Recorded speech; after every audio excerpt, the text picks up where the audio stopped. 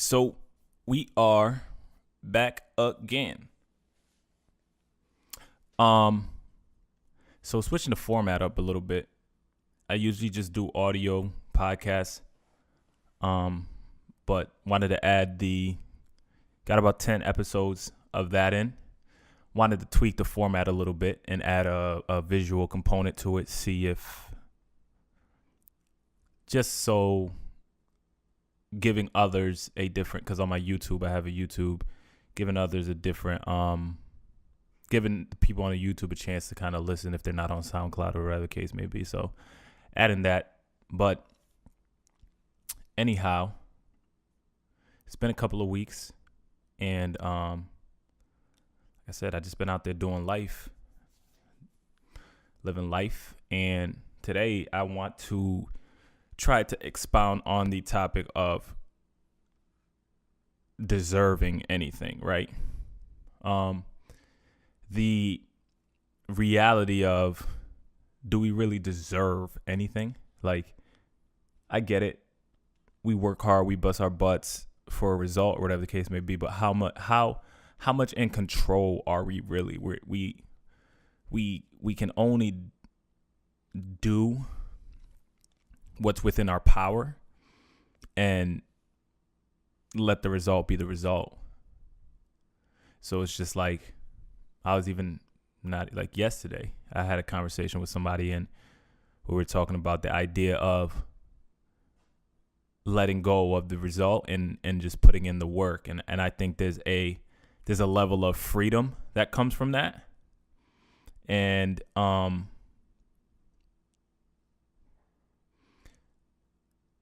it's a level of, I don't say less stress, but when you understand that because you got to understand that you're not fully in control of some things. So your only job is to, like I said, take care of the things that are in your control, right? And trust the result will be, trust that the result will be come close to or exceed what you thought. But yeah, when you just look at some things, it's just like you realize that you're only in control of so much, right? I think Shakespeare says,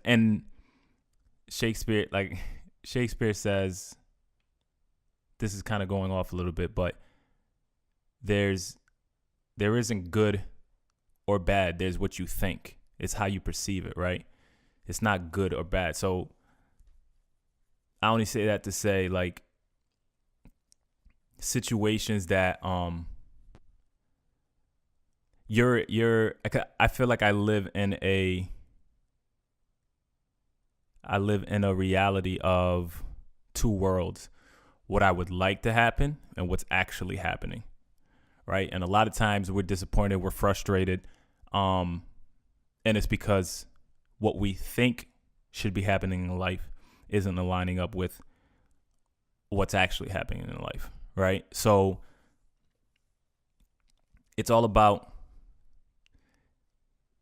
a lot of times the things that are happening to us, it's not a matter of good or bad. Like, however you see it, whichever lens you choose to put on to understand whatever it is that you're going through, that's what you're going to get out of it. So if you think it's bad, then it's going to be bad because you're looking at it from that perspective. If you find the good in it, because there's always good in every situation, there's always bad in every situation. Situations are only bad because they're not what we thought it should be, or it's not what we want it to happen, right? So I think that's an interesting concept.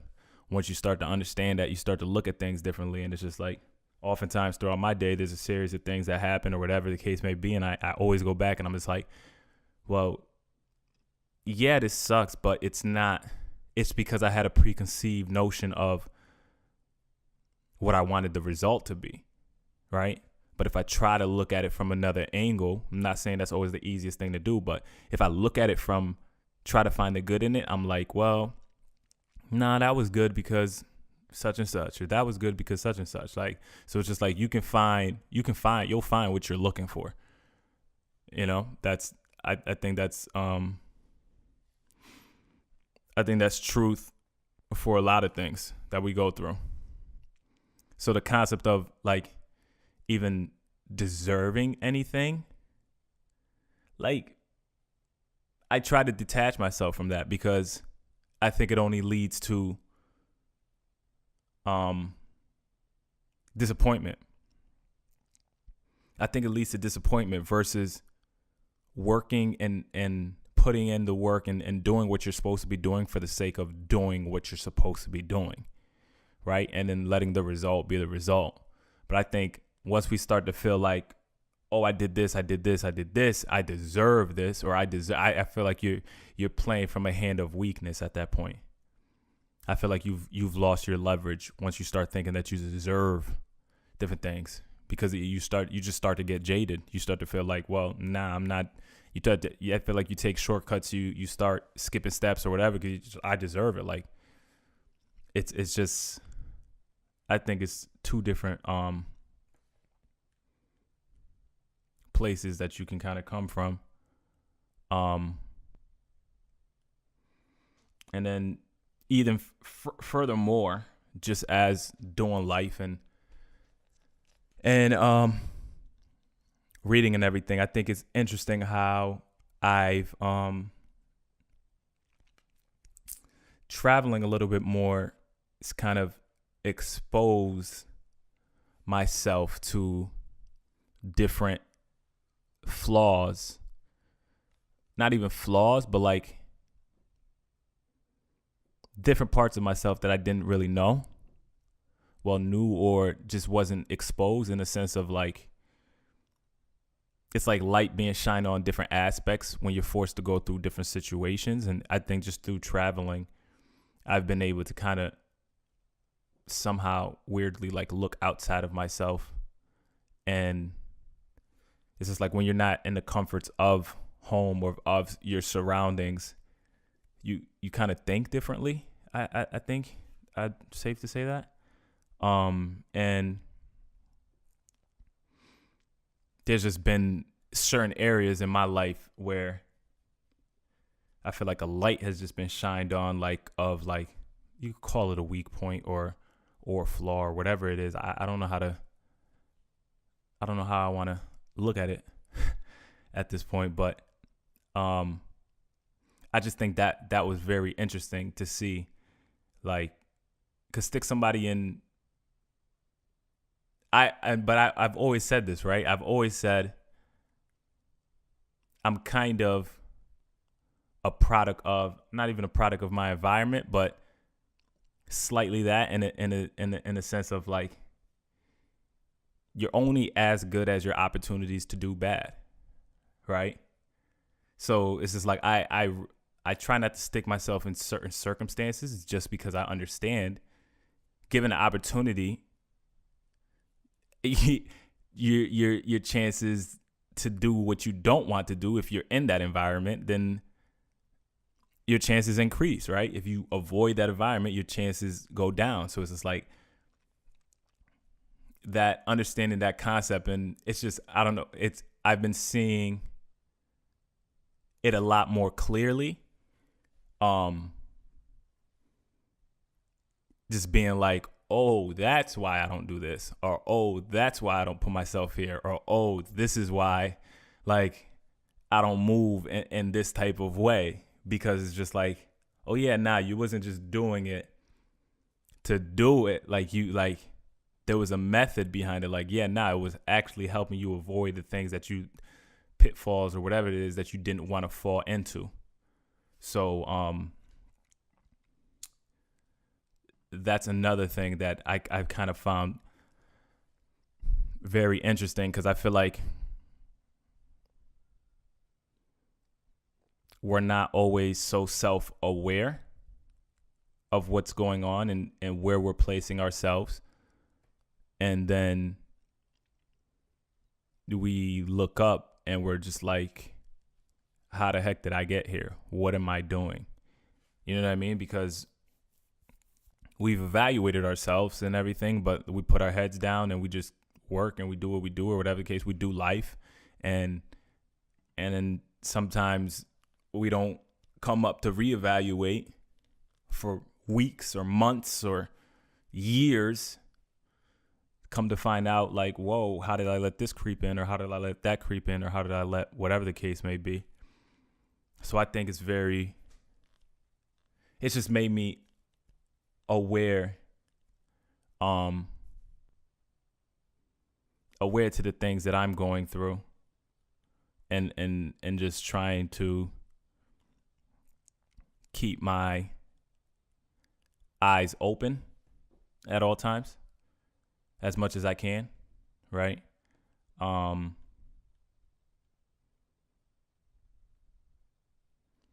think that was interesting. Another concept is the thought of intention, right? I just think it's very interesting how oftentimes our intentions to do certain things are good intentions. Like, our intent starts off from a pure place, but then oftentimes along the journey, things change for the sake of our intent, though, right? So for the sake of a result, it's just like sometimes, like, you might have to compromise. For the sake of a result, you may have to compromise who you are.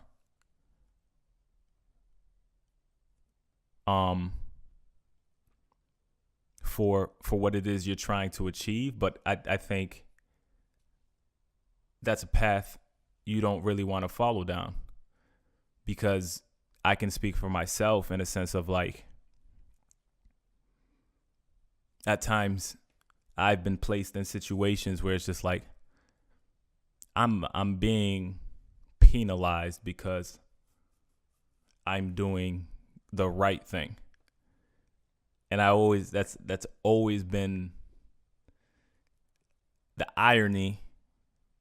It's always been funny to me. Like, it's always been something that I laugh at. Like, are you serious? Like, and it's just like at times it's like I try to talk. I'm not gonna lie. Sometimes I try to talk myself into still doing it, or whatever the case may be. Because bad in a sense of, it's things where it's just like it wouldn't hurt anybody else, but my convictions, I know that's not something that I should be doing. But it's just like I'm at the object of intent is a very interesting dynamic to me, because I feel like what I've grown to learn is ultimately it's not about whatever it is that you intended, right? So even a goal, right? You're trying to reach a goal, and your intention is to get there so you can achieve whatever it is you're trying to achieve, or whatever that might be. But the real meat of that is going to be the journey in which who you become throughout that journey, right? Because go back to the Bible verse of, what does it profit a man to gain the whole world and lose his soul? Like, what does it mean to achieve whatever it is that you were intending to, but then lose yourself amidst that? And that's kind of what put me on track sometimes. A lot of the times it put me on track, because I'm just like, man, like, do I have to really become that to achieve that? And at times you have to look at what reality is, and the answer may be yeah. So it's just like,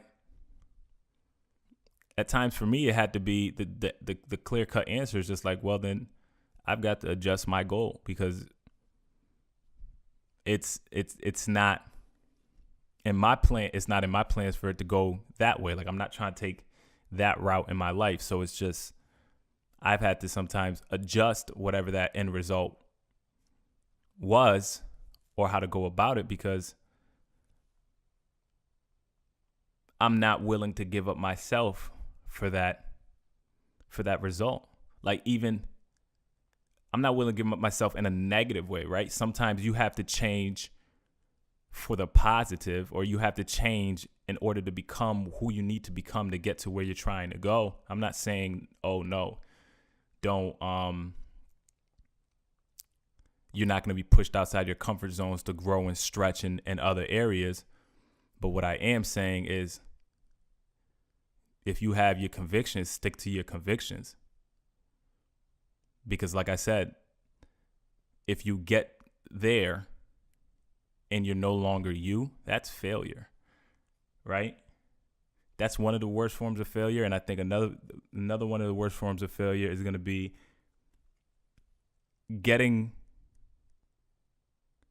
being successful in an area or in a field or in your industry or whatever it is, putting in all of that work to be successful in something that you hate. That's failure, right? And I can say that. And I say hate as a strong word, but in something that you're not passionate about. I think that's ultimate failure. If you're stuck within that and you no longer pursue passion, if you have a choice to pursue passion or go into a field where you can be successful, but you know you don't like it, or you know it's not deeper, because you can never first off, you can't sustain, because there's going to be people in that field that are actually passionate, right? I say this because I've experienced it firsthand. I think that's one of the worst feelings in the world. Like, to me personally, that's like ultimate failure, to be successful in something you don't even want to be, like, you have no business in doing, like, because it's just like, at the end of the day, you could turn everything to a positive, but for me, it's just, if you can't come out of that, like, that feeling, you won't necessarily understand what I'm saying until you actually experience that. Right? You won't, because you had to work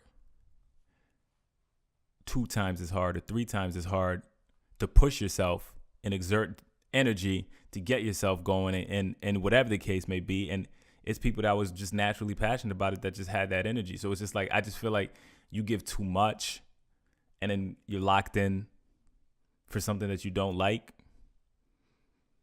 You could have just put that energy into doing something that you wanted to do. So that's always, so it's just like me being aware of that plays a major part in how I make decisions and what I choose to do or what I choose to engage in. Because at times I may not understand, or I may not see how it makes sense or how it all ties in. But I know what it's like. Like, I have to trust, and I'm naturally a competitive person. So it's just like, I can't, like, I hate having somebody else have the advantage of passion, because I know you can't beat that. You can't hold it. Like, if you coming into, it's just like, for me, if you're coming into the music world and you're trying to hold a flame to compete with me, good luck. Because first off, I'm not competing against you. I'm competing against how many hours I need to put in to get to where I'm trying to get to. And then second off, it's just like, I'm passionate about it. I have that passion. So it's like, I'll go above and beyond and forth, and it doesn't feel like I'm exuding much energy. It's just, it comes to me. It's just, I have to do it. Like, that's just how I have to do it. So it's just like, I know the advantage I have in that field, and I know what it feels like to not have that advantage. So that's why that's a heavy point for me. But like I said, at the end of the day, the concept of, do you actually deserve anything? I mean, in realistic terms, maybe, yes, that's an argument you can make, but I don't think that's the way that you should think.